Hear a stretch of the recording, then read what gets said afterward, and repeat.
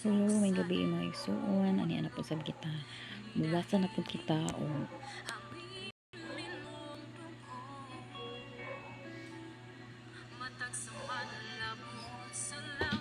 ang atong basahon karon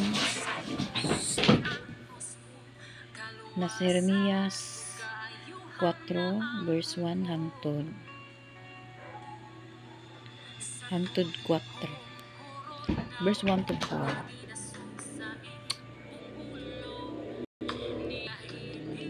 Ang titul niini pagdapit sa paghinulsol.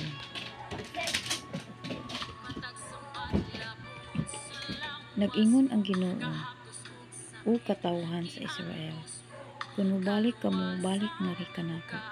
Kung isalikway ninyo ang mga Diyos nga akong gidumtan, dili na magbudhi kanako.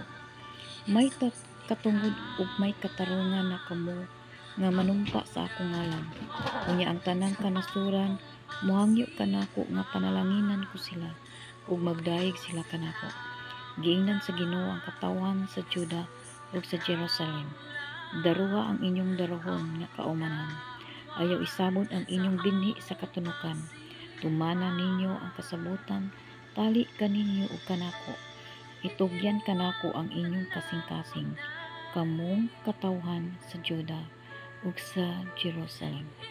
Aron dili mo silaob ang akong kasuko tungod sa inyong daotang mga buhat. Inig sa laob unya sa akong kasuko, wala gayoy taong makapuy-puy niini. Salamat sa Diyos. Thank you Lord sa imong mga mensahe karong gabion. Salamat usab sa paminaw o pagtan-aw sa atong video sa mga pulong nga balaan nga mga pulong.